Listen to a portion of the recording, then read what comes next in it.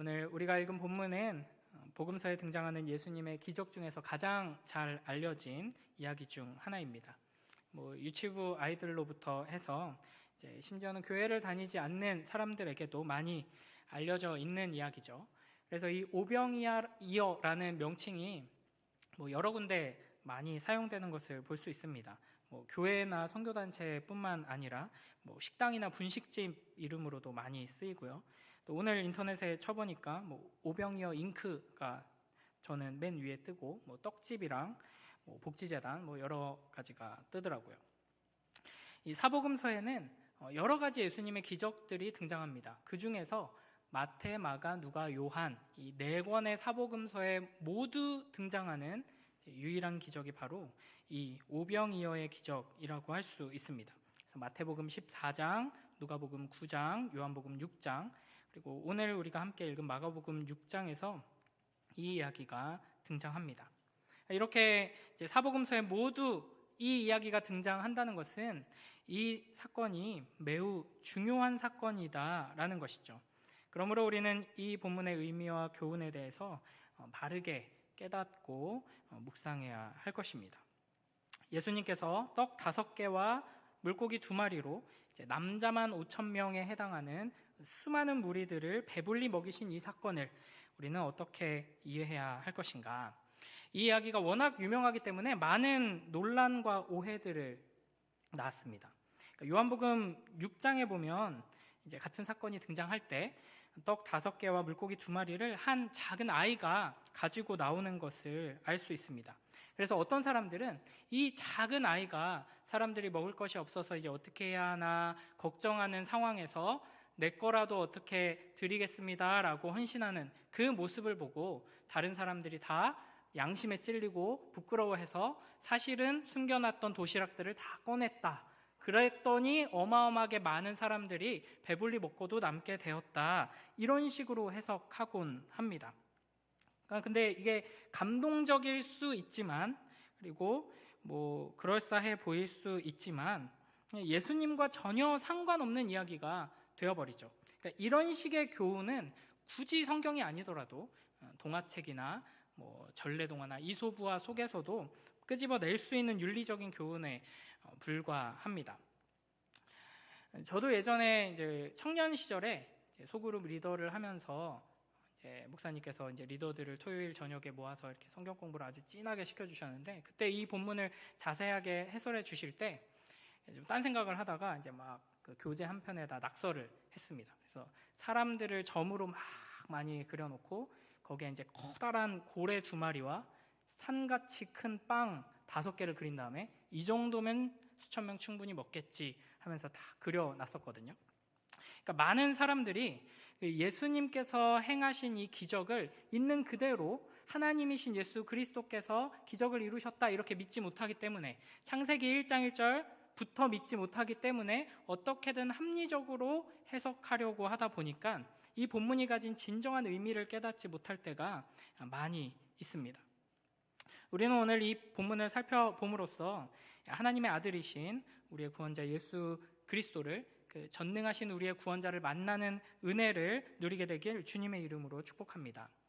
그리고 단순히 우리 예수님이 진짜 대단한 분이셔 정도에서 머무는 것이 아니라 이 본문이 가지고 있는 깊은 의미를 통해서 하나님의 그 놀라운 위로와 격려와 은혜를 누리게 되길 주님의 이름으로 축복합니다. 사실 이 복음서에 등장하는 기적들은 단순히 신기하고 놀라운 사건이 아니라 표적입니다. 즉 어떤 기적적인 어떤 사건을 통해서 무언가 숨겨진 사실을 드러내고 또 그 사건을 표지판으로 해서 예수 그리스도를 향하게 하는 데 목적이 있는 것이죠. 그러니까 예수님이 어떤 분이시고 우리를 위해 무엇을 하시는가를 분명하게 드러내 보여주는 사건이라는 것입니다. 마태복음 14장 14절에 보면 예수님께서 큰 무리를 보시고 불쌍히 여기셨다 되어 있습니다. 오늘 본문 6장 34절에 보면 좀 더 구체적으로 예수님께서 큰 무리를 보시고 그 목자 없는 양 같음으로 인하여 불쌍히 여기셨다라고 되어 있습니다.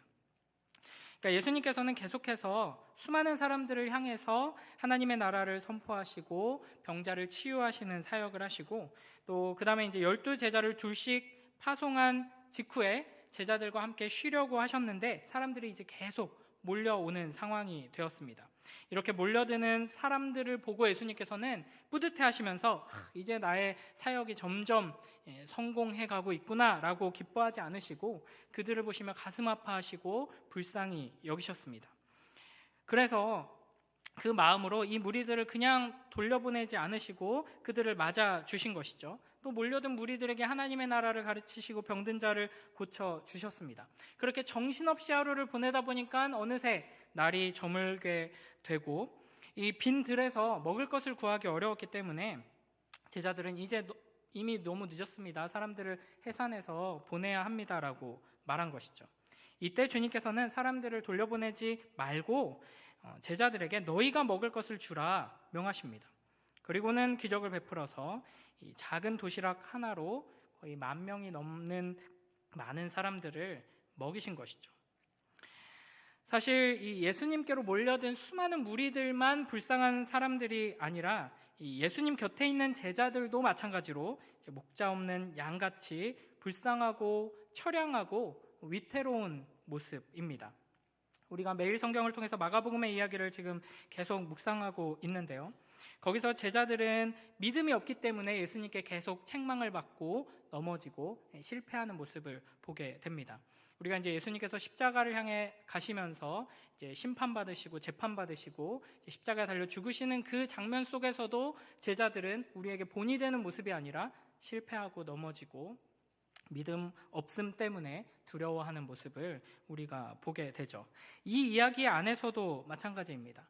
오늘 마가복음 본문에서는 잘 드러나지 않지만 요한복음 6장 1절부터 7절을 보면 예수님께서 빌립에게 우리가 어디서 떡을 사서 이 사람들을 먹이겠느냐라고 질문하십니다. 예수님께서 왜 빌립에게 이렇게 질문을 하시는가? 6절에서는 예수님께서는 어떻게 해야 할지 이미 당연히 알고 계셨지만 빌립이 어떻게 대답하는지 시험해 보려고 이렇게 물어봤다라고 설명하고 있습니다. 그러니까 이 모든 사건들이 결국에는 이 12명의 제자들을 예수님의 사역에 동참하며 예수님의 사역을 이어받을 사도로 세우는 훈련의 과정에 있다는 것을 알 수 있는 것이고, 예수님께서는 이렇게 제자들과 동거동락하며 실습까지 시켜주시면서 훈련을 하고 있지만 제자들은 여전히 깨닫지 못하고 믿음으로 반응하지 못하고 있는 모습을 우리가 확인하게 됩니다. 그러니까 예수님께서 이 빌립이 얼마나 이제 머리가 빠릿빠릿하게 돌아가고 계산을 잘 하는지 알아보려고 시험하신 건 아닙니다. 예수님께서는 빌립이 예수님이 누구신지 분명히 알고 예수님이 무엇을 하실지 잘 알고 있는지를 확인해 보고자 하신 것입니다. 만약 빌립에게 참된 믿음이 있었다면 예수님께서 이 장면 속에서 마치 여호와 하나님께서 광야에서 이스라엘 백성들을 먹이신 것처럼 왕으로서 하나님의 백성들을 먹이실 것을 기대하고 구했을 것입니다.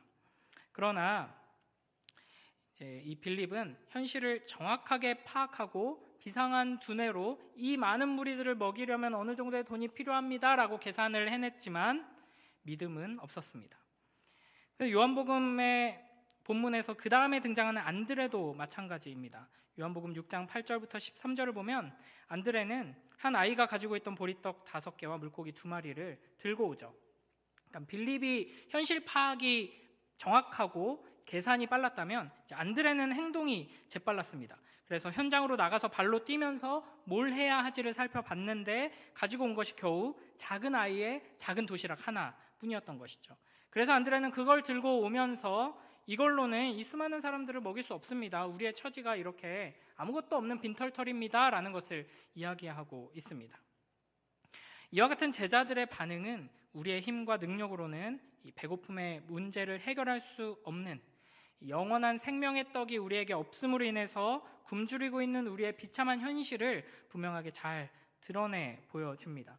그러면서도 동시에 우리에게 영원한 생명을 주시는 생명의 떡이 되신 우리의 왕을 곁에 두고도 우리가 믿지 못하고 깨닫지 못하고 있다 하는 것을 이 제자들의 어리석음을 통해서 잘 보여주는 것이죠. 여기서 이제 제자들이 믿음이 없다라고 하는 것은 단순히 예수님이 얼마나 대단한 분이신지를 모른다는 의미는 아닙니다. 그건 알고 있었죠. 그러나 예수님께서 어떤 왕이신지 그리고 무엇을 위해 오셨는지를 제대로 알지 못했다 하는 의미입니다. 예수님께서는 목자 없는 양 같은 불쌍하고 위태롭고 답 없는 이 비참한 처지에 있는 우리들을 위해서, 우리들을 배불리 먹이기 위해서 오신 왕이시며 목자이십니다. 그걸 오늘의 본문이 잘 보여주는 것이죠.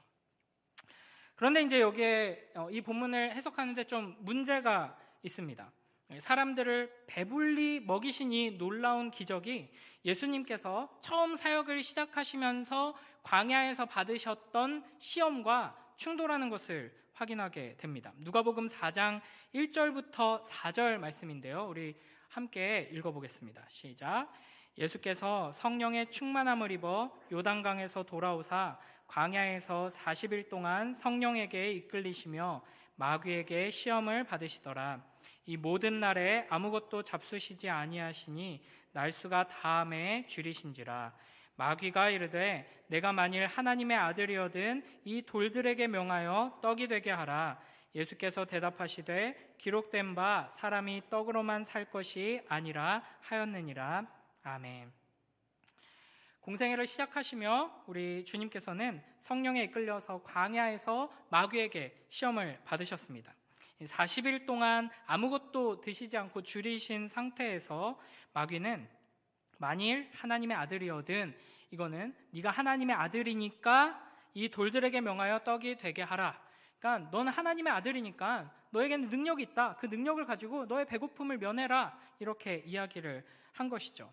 그러니까 사실은 이 상황에서 하나님의 능력을 나의 배고픔을 더는 데 사용하는 것은 마땅해 보입니다. 당연히 그렇게 해야 할 것 같은데 예수님께서는 신명기 8장 3절의 말씀을 인용하시면서 사람이 떡으로만 살 것이 아니요 하나님의 입으로부터 나오는 모든 말씀으로 살 것이라 라고 하며 이 사탄의 유혹을 물리치시고 반격하십니다. 근데 이랬던 예수님께서 오늘 장면에서는 먹을 걸 만들어내셔서 사람들을 배불리 먹이시죠. 그러니까 돌 가지고 떡을 만드는 건 안 되지만 이제 도시락을 볶지하는 건 괜찮다 이런 건지, 너무 불쌍해서 원래는 안 되는 건데 예외적으로 어쩔 수 없었다라는 건지 뭔가 좀 이상합니다. 그러니까 예수님께서 광야에서 시험 받으신 장면과 이 오병이어의 기적이 가진 메시지가 동일하다는 것을 우리가 생각하고 해석해 보면 이제 이 오병이어의 기적이 가지고 있는 의미가 단순히 사람들의 배고픔을 채워주기 위한 것이 아니다 하는 것을 우리가 알 수 있게 되는 것이죠. 그래서 사실 오늘은 이 이야기를 다양한 측면으로 하려고 합니다. 그러니까 이 오병이어 기적 이후의 상황들을 보면 사람들이 예수님을 왕으로 세우려고 하죠. 그러니까 이스라엘 사람들이, 제자들도 마찬가지인데 신앙 안에서 하나님께서 약속하신 그 왕을 기다리고 있는 사람들이 많이 있었습니다. 그리고 바로 기다리던 하나님이 보내주신다던 그 왕의 모습과 예수님께서 지금 행하시는 장면이, 행위가 너무나도 일치합니다. 그래서 오병이어의 기적을 통해 배불리 먹은 다음에 사람들은 예수님을 열정적으로, 열광적으로 추종하면서 왕으로 세우려고 했던 것이죠. 그러니까 이들은 지금 우리의 이 비참한 처지를 해결해 줄, 지금 배에서 꼬르륵 소리 나는데 이 육체의 떡을 배불리 먹게 해줄 그 왕을 기다리고 있었습니다. 과거에 다윗과 솔로몬의 왕국이 누렸던 그 영광을 다시 회복시켜줄 하나님의 능력으로 정치적인 독립을 이루고 부유함과 부강함을 이룰 그런 왕을 기다리고 있었던 것이죠. 그러니까 이렇게 작은 도시락 가지고 수많은 사람들을 배불리 먹일 정도의 능력이라면, 이분과 함께 한다면, 이분이 우리의 왕이 된다면 최소한 먹고 사는 문제는 걱정이 없게 되죠. 사실 이 고대 사회에서 그게 해결되면 다 해결된 겁니다. 그리고 그게 해결되면 이제 군대를 많이 가져서 어디든 이제 보급이 완벽하기 때문에 어디든 가서 이제 전투를 할 수 있게 되는 것이죠. 이렇게 이제 귀한 왕이 나타났다는 것을 기뻐하면서 사람들이 예수님을 왕으로 세우려고 하자 예수님께서는 사람들을 피해서 도망가십니다. 그리고 이제 바다 건너편까지 예수님을 쫓아온 사람들에게 요한복음 6장 26절 27절에서 이렇게 말씀하시는 거죠. 우리 함께 읽겠습니다. 시작. 내가 진실로 진실로 너희에게 이르노니 너희가 나를 찾는 것은 표적을 본 까닭이 아니요 떡을 먹고 배부른 까닭이로다. 썩을 양식을 위하여 일하지 말고 영생하도록 있는 양식을 위하여 하라. 이 양식은 인자가 너희에게 주리니 인자는 아버지 하나님께서 인치신 자니라. 아멘.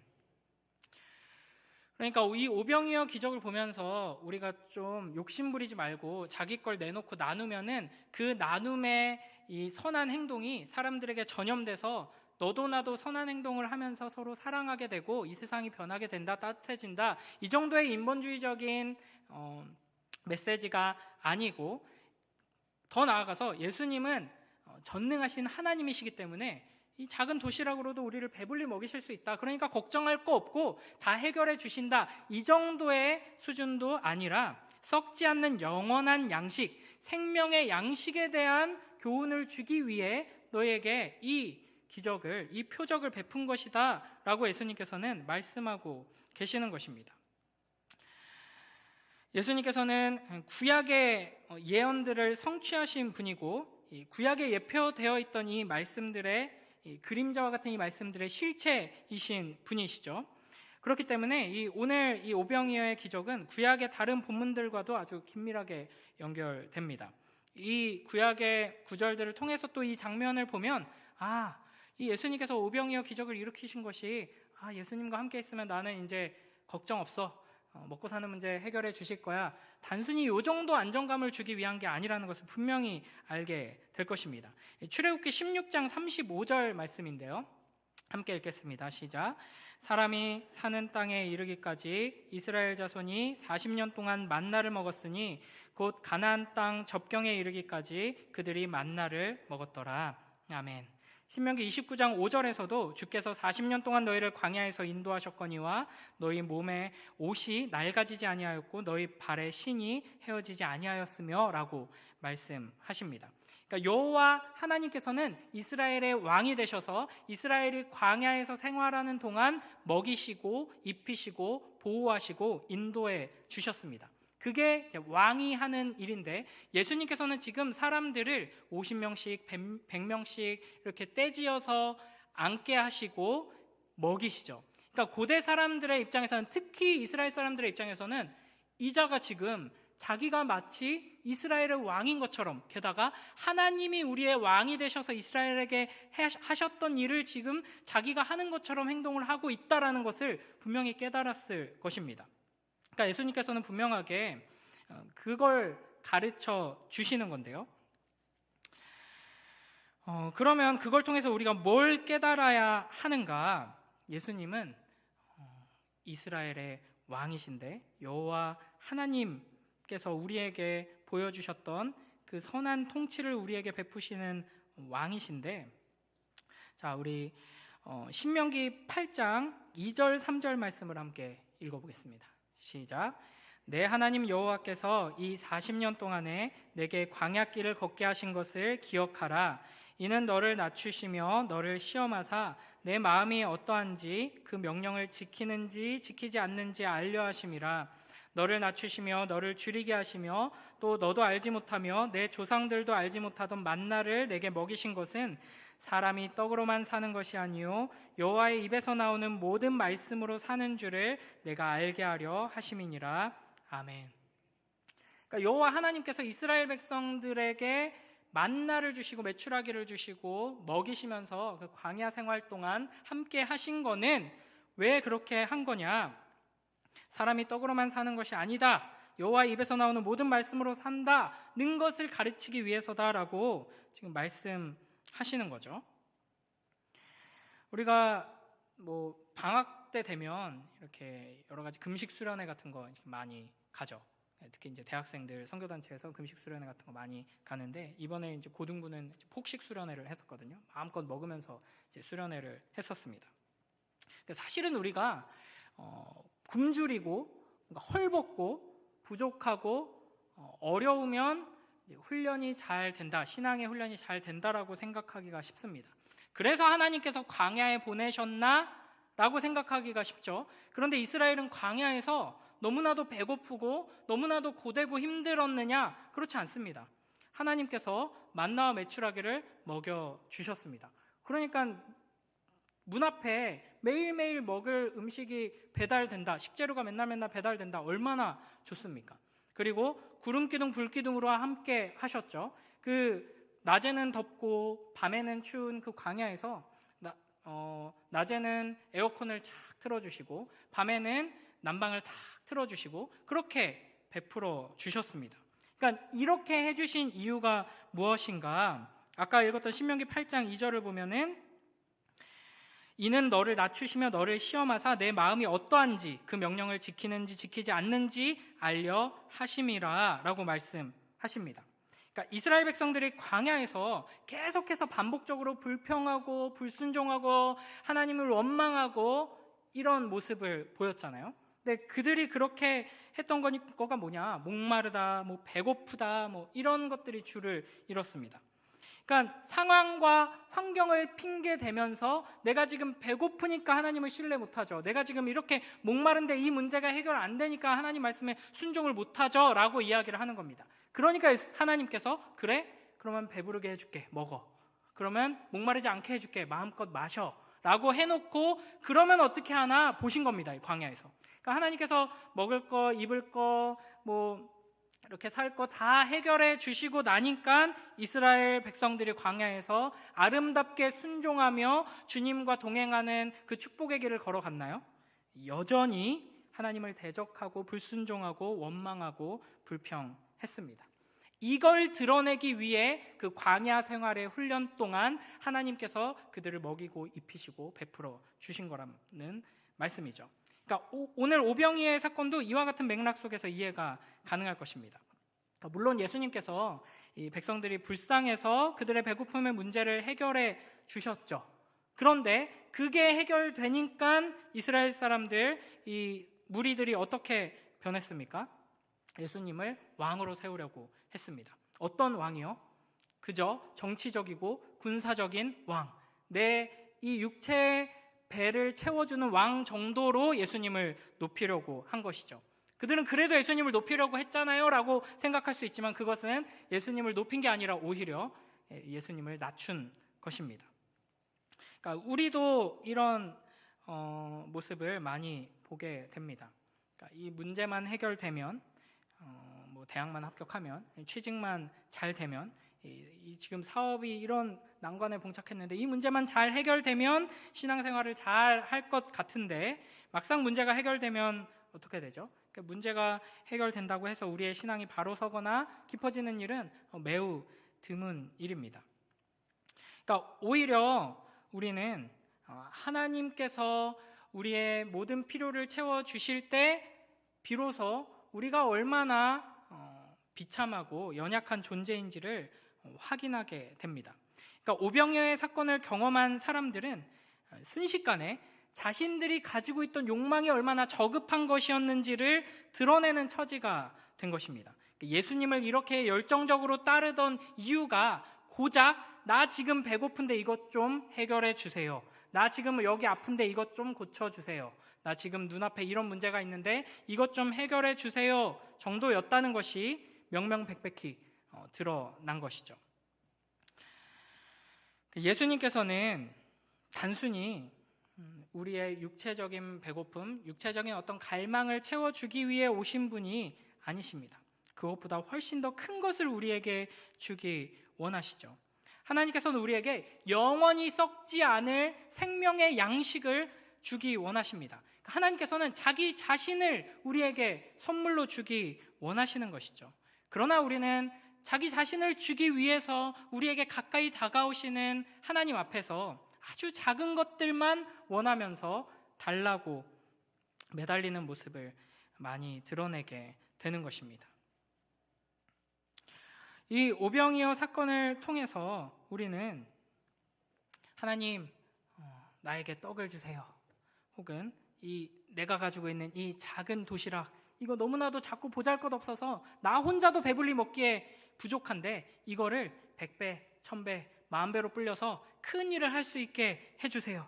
내 통장에 이 작은 시드머니 가지고 불려가지고 떡상 해가지고 이제 큰 돈이 되게 해주세요. 이 정도로 하나님을 생각하고 하나님께 구하는 것이 아니라, 물론 우리의 삶의 모든 필요를 채우시고 우리를 먹이시는 그 하나님께서 이걸 통해서 우리가 얼마나 연약하고 우리의 욕망이 얼마나 하찮은지를 깨닫게 하시고 진정한 선물을 구하게 하시기를, 그 은혜를 누리게 되기를 주님의 이름으로 축복합니다. 그래서 이 오병이어의 의미가 영원한 생명의 떡이신 예수 그리스도를 우리에게 보여준다 하는 것을 우리가 또 한 군데를 통해서 더 확인할 수 있는데요. 이 마가복음 6장 41절을 보면 예수님께서 떡을 떼어서 나눠주시는 장면이 성만찬의 장면과 아주 닮아 있습니다. 우리 마가복음 6장 41절 말씀 함께 읽어볼까요? 시작. 예수께서 떡 5개와 물고기 2마리를 가지사 하늘을 우러러 축사하시고 떡을 떼어 제자들에게 주어 사람들에게 나누어 주게 하시고 또 물고기 2마리도 모든 사람에게 나누심에 아멘. 그러니까 이 장면은 예수님과 제자들의 그 유월절 식사, 첫 번째 성만찬 장면에서 사용된 단어와 그 순서가 이제 동일합니다. 예수님께서는 빵을 가져다가 축복하시고 떼어서 나누어 주시죠. 그러니까 이 오병이어의 장면은 미래적으로 보면은 이 거대한 성찬식의 현장으로 볼 수 있습니다. 그러니까 우리를 구원하시기 위해서 오신 생명의 떡이신 예수 그리스도를 함께 나누어 먹는 잔치의 장면을 미리 보여주시는 것이죠. 그러니까 단순히 지금 당장은 우리를 배부르게 하지만 언제 또 배고파질지 모르고 언제 또 떨어질지 모르는 그 떡으로 인해서 잠시 기뻐하는 것이 아니라 영원한 기쁨을 주는 영원한 떡을 함께 배불리 먹고 나누는 영원한 잔치의 장면을 이 오병이어를 통해 미리 보여주시면서 내가 너희에게 그와 같은 배부름을 주기 위한 생명의 떡이다 하는 것을 우리에게 보여주시는 것이죠. 그러니까 사실은 이 제자들이 예수님에 대해서 계속해서 이해하지 못했던 것, 이 무리들이 왕이 되어달라고 예수님을 막 쫓아왔던 것은 하나님께서 우리에게 약속하신 하나님의 나라가, 하나님께서 우리에게 보내주겠다고 약속하시고 예언하신 그 왕이 이 정도 수준의 왕일 거라고는 감히 상상도 하지 못했기 때문입니다. 그러니까 이스라엘 백성들이 감히 상상조차 하지 못해서 예수님께서 계속 가르치시고 말씀하시는데도 불구하고, 심지어는 예수님과 동거동락하면서 계속 배웠던 제자들조차도 이해하지 못하고 깨닫지 못했던 수준의 그 놀라운 은혜를 이 오병이어의 사건이 예표적으로 보여주고 있는 예수 그리스도를 먹고 마시고 나누는 잔치에 참여하는 그 놀라운 축복을 우리가 지금 이 자리에서 누리고 있다 하는 것을 여러분 깨닫고 기억하시길 주님의 이름으로 축복합니다. 예전에 제가 이제 성찬식에 참여하고 있었는데요. 예전에 이제 제가 섬기던 교회는 이제 앞으로 나가서 이제 떡과 잔을 받아서 자리에 와서 앉고 이제 같이 기도하고 이렇게 먹었습니다. 앞에 나가서 이제 떡과 잔을 받아서 자리에 앉았는데, 그때 제 옆에 그때 당시 저희 교회에서 가장 귀여움을 많이 받던 유치부 여자아이가 이제 앉아 있었어요. 저를 좋아해서 제 자리 옆에 앉아 있었는데, 그걸 들고 딱 오니까 막 갑자기 예배 시간에 이제 먹을 걸 가지고 와서 놀랬는지 뭐 먹어? 이렇게 물어보더라고요. 그래서 제가 뭐라고 답했을까요? 예수님 먹어 그랬거든요. 근데 깜짝 놀라가지고 예수님을 먹어? 그러면서 예배 시간 내내 예수님을 먹는다고? 그게 예수님이야? 이러면서 막 계속 궁금해 하더라고요. 우리가 성찬식에서 떡과 잔을 먹고 마시죠. 그게 뭘 하는 건가요? 예수님을 먹고 마시는 겁니다. 그리고 그 성찬식은 우리가 이제 고난주간 뭐 그 금요일에 성찬을 한다고 제가 알고 있는데, 이 고난주간 때는 십자가를 깊이 묵상하지만 기본적으로 성찬식이 담아야 하는 가장 중요한 의미는 천국에서 우리가 먹고 마시며 나누게 될 영원한 생명의 양식이신 예수 그리스도를 우리는 지금 여기에서도 먹고 마시고 누리고 그 생명으로 살아가는 사람들이다. 그 잔치를 우리는 우리의 삶 속에서도 누린다 하는 것을 확인하고 경험하도록 주신 것입니다. 그러므로 우리는 단순히 먹어도 줄지 않는 식재료가 가득 들어있는 냉장고 정도의 축복을 기대하고 누리는 것이 아니라 영원한 생명의 양식을 먹고 마시고 누리고 나누는 이 축복 가운데서 우리가 얼마나 영광스러운 자리에 있는지를 기억하며 나아가는 복된 우리 모두가 되길 주님의 이름으로 축복합니다. 구약의 성도들이 예수님의 제자들조차도 상상조차 하지 못했던 그 놀라운 미래가 지금 여기에서 성취된 것입니다. 예수 그리스도께서 우리를 위해 친히 생명의 양식이 되셨고 우리는 그 양식을 먹고 마시며 목자 되신 예수 그리스도의 인도함을 받아 교회로 세워져 갑니다. 성찬에 참여할 때뿐 아니라 하나님의 말씀을 듣고 배우고 묵상할 때마다, 찬양하고 기도할 때마다, 특별히 이제 소그룹 안에서 우리가 하나님의 말씀을 함께 나누고 그 말씀의 생명력과 은혜와 위로를 나누고 누릴 때마다 우리를 위해 생명의 양식이 되신 예수 그리스도를 먹고 마시는 것이 얼마나 귀한 일이고 큰 축복인지를 감사하는 복된 우리 모두가 되길 주님의 이름으로 축복합니다. 우리 6장 42절 말씀을 보면요, 아주 짧죠. 그러면 이제 말씀 암송할 때 이런 구절을 잘 찾아서 암송하면은 여러 구절을 암송한다고 할 수 있습니다. 그래서 이제 마가복음 6장 42절 말씀, 다 배불리 먹고 아멘. 너무나도 좋은 말씀이죠. 그러니까 이 세상은 이 갈급하고 굶주리고 갈증 때문에 죽어가는 우리들을 결코 배부르게 만족시켜주지 못합니다. 마치 바다 한가운데서 난파한 선원들이 아무리 목마르다고 그 바닷물을 마셔버리면 더 갈증이 나서 탈수되고 죽어버리는 것처럼 이 세상에 우리의 갈증을 풀어주고 우리가 갈증 때문에 죽어가는 사람들을 살릴 수 있을 것 같은 여러 요소들이 있지만 그것들을 통해서 우리의 갈증을 해결하려고 하다 보면 결국에는 우리는 오히려 더 탈수해서 죽게 될 것입니다. 아무리 많은 돈, 많은 성취, 많은 소유, 많은 관계들이 주는 그런 배부름은 우리의 영혼의 영원한 갈증을 해결하지 못하는 것이죠. 무엇보다도 이 세상의 돈과 명예, 성공, 여러 좋은 것들은 좋은 것들입니다. 그리고 우리를 위해서도 하나님께서 주십니다. 그런 좋은 것들을 누리도록. 그러나 그걸 통해서 우리의 궁극적인 배고픔과 목마름을 해결하려고 한다면 우리는 잠시 동안은 그 갈증과 배고픔을 해결할 수 있을지는 모르지만 그와 동시에 누군가는 먹지 못하고 마시지 못해서 죽어가게 됩니다. 그게 이 죄와 비참으로 가득한 이 세상의 악한 원리입니다. 그래서 누군가는 배부르다고 콧노래를 부르면서 나는 뭐 부족한 게 없어라고 살아가지만 지금 이 시간에도 제대로 먹지 못해서 굶어 죽어가는 사람들이 이 세상에는 어마어마하게 많거든요. 이 작은 아이들 잘 먹고 쑥쑥 커야 되는데 부모가 어떻게 노력을 해도 제대로 먹일 수 없는 형편이어서 제대로 자라지 못하고 자라기는커녕 죽어가는 아이들이 너무나도 많습니다.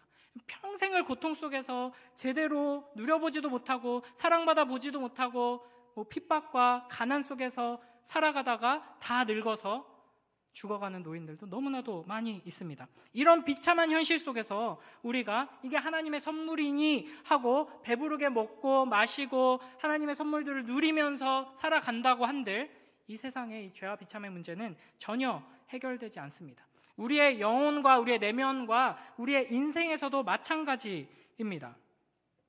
아무리 이 세상이 우리를 배부르게 해준다고 약속해도 그걸 통해서 우리의 죄와 비참의 현실은 바뀌지 않습니다. 그러니까 이 세상에 곡식이 부족해서 지금 사람들이 굶어 죽는 게 아니거든요. 그러니까 어마어마한 양의 옥수수와 이 곡물들을 연료로 사용합니다.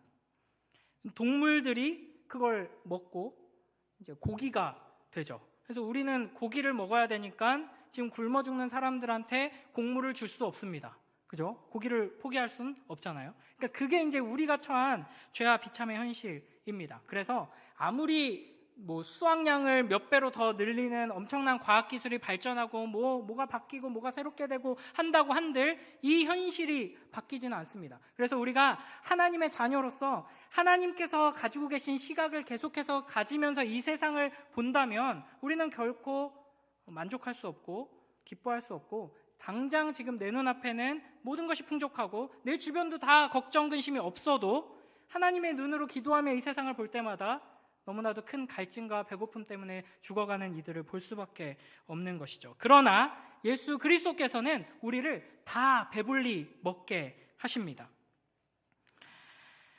그러므로 우리가 이 예수 그리스도를 배불리 먹고 만족하여서 이 예수 그리스도라는 무제한의 영원한 생명의 양식을 나누는 자로 나아갈 때 비로소 이 세상의 죄와 비참의 문제가 해결되게 되는 것이죠. 예수님께서는 제자들을 계속 훈련시키고 계십니다. 이 오병이어의 사건을 통해서도 내가 너희를 위해 온 영원한 생명의 양식이다 라는 것을 가르쳐 주시면서 이걸 배불리 먹고 마셔라, 그리고 너희가 이걸 나눠라 라고 명령하십니다. 그래서 우리가 마지막으로 주목해 볼 지점은 예수님께서 제자들에게 너희가 먹을 것을 주라 라고 말씀하셨다 하는 것입니다. 그러니까 예수님께서는 내가 걱정 마라, 내가 이 많은 무리들 다 배불리 먹일 테니까 걱정하지 말고 내가 하는 걸 잘 봐라라고 하지 않으시고 37절에 제자들에게 너희가 먹을 것을 주라 라고 말씀하셨죠. 그리고 41절을 자세히 보면 이 떡 5개, 물고기 2마리를 가지고 축사하신 뒤에 직접 나눠주신 것이 아니라 먼저 제자들에게 주시고 제자들로 하여금 사람들에게 나눠주게 하십니다. 그러니까 잘 생각해 보면 이 오병이어의 기적은 2번에 걸쳐서 1차 기적과 2차 기적 2번에 걸쳐서 일어나게 됩니다. 먼저 예수님께서 제자들을 불러 모아서 나눠주시죠. 그래서 제자들은 아마 1인분 혹은 한 사람이 들 수 있을 정도의 양으로 예수님께 받았을 겁니다. 그리고 나서 남자만 5,000명, 10,000명 정도 되는 수많은 무리를 향해서 이 12명의 제자들이 출발합니다. 예수님이 가서 너희가 나눠줘라. 이제 여기서부터 이제 제자들은 굉장히 혼란스럽고 두렵고 혹은 기대가 됐을 것입니다. 그러니까 자기가 가지고 있는 이 작은 양식을 가지고 수많은 사람들을 어떻게 먹일 것인가. 근데 정확하게 어떤 일이 일어나는지 우리가 알 수는 없지만 또 다른 기적이 어쩌면 예수님께서 제자들에게 이루신 기적보다 훨씬 큰 기적이 제자들을 통해서 일어나서 수많은 사람들이 배불리 먹고 12광주리가 남게 됩니다. 그러니까 예수님께서는 이런 식으로 이 제자들을 특별하게 훈련시키고 계시는 것입니다. 그러니까 예수님께서 부활하시고 승천하신 이후에 제자들만 남아서 이 복음을 전하며 하나님의 나라를 전진시켜야 할 때 우리가 어떻게 할 수 있을까? 너무나도 걱정스럽고 두려웠을 것입니다. 그러나 이 오병이어 사건을 통해서 예수님께 배우고 실습했던 내용들이 제자들은 생생하게 생각났을 것입니다. 우리가 가진 것을 나눠주는 게 아니라 예수님께서 우리에게 나눠주셨던 걸 우리가 들고 나갔을 때 수많은 사람들이 배불리 먹고도 남았다. 내가 가진 것, 내 힘, 내 능력으로 굶주린 사람들을 먹이는 것이 아니라 예수님께서 우리에게 주신 걸 들고 나갈 때 하나님께서 일하신다. 이걸 가르쳐 주신 것이죠. 그래서 오늘 읽은 본문이 바로 앞에 마가복음 6장 7절부터 13절을 보면 예수님께서는 12제자를 부르셔서 둘씩 짝지어서 파송하십니다. 제자들은 예수님께로부터 모든 귀신을 제어하고 병을 고치는 능력과 권위를 받아서 예수님께서 행하셨던 사역을 행하게 되죠. 제자들은 나가서 회개하라 전파했고 많은 귀신을 쫓아내고 병자에게 기름을 발라서 고쳤습니다. 그리고 그 놀라운 사역을 감당하게 된 감격과 흥분이 채 가라앉기도 전에 이 오병이어의 기적을 경험하게 되는 것입니다. 우리가 이 사람들에게 나누어 줄 것이 아무것도 없는 빈털터리라는 사실에 절망할 때가 많이 있습니다. 저도 제가 젊었을 때, 제가 어렸을 때, 제가 선교지에 나갔을 때 이렇게 이제 삶의 간증들이 넘쳐나는 분들의 설교를 들으면 너무나도 위축됩니다. 저는 온실 속에 잡초와 같이 살았기 때문에, 화초까지는 아니고요.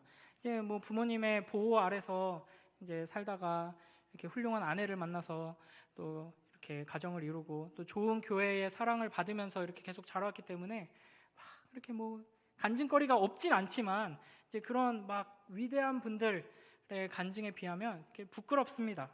내가 과연 사람들에게 은혜를 끼칠 수 있을까? 하나님의 말씀을 전할 수 있을까? 이 아름다우신 예수 그리스도를 내가 감히 어떻게, 설교는 단순히 말로 하는 게 아닌데 나의 삶이 어떻게 드러낼 수 있을까 생각할 때가 많이 있습니다.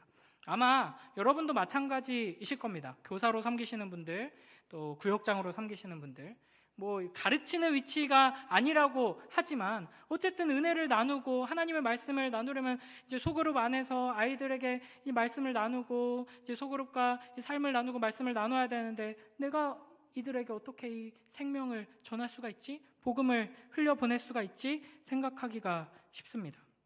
그러나 우리가 나누어 줄 것은 내가 가진 것이 아니라 주님께서 우리에게 나누어 주신 것이라는 것을 우리가 잊지 말아야 할 것입니다. 또한 우리가 경험한 이 놀라운 은혜의 경험이 비록 보잘것없을지라도 그 작은 경험을 통해서 그 작은 경험을, 작은 은혜를 나눌 때 하나님께서는 더 크게 역사하신다는 것을 항상 기억해야 할 것입니다. 그래서 우리 주 예수 그리스도께서는, 우리를 위한 생명의 양식 되신 예수님께서는 우리에게 말씀하시는 것이죠. 너희가 먹을 것을 주어라. 이 말씀을 붙들고 하나님께서 우리에게 주신 그 생명의 양식을 우리가 먼저 배불리 먹고 그 은혜에 감사하고 기뻐하며 그 작은 은혜들을 우리가 나누어 나갈 때 우리를 통해서 더 많은 이들이 배불리 먹게 될 줄 믿습니다. 하나님께서 우리를 통해 이렇게 일하실 것을 기대하며 더욱더 갈급함으로, 배고픔으로, 갈증으로 생명의 양식 되신 예수 그리스도를 찾고 붙들고 의지하는 복된 우리 모두가 되길 주님의 이름으로 축복합니다.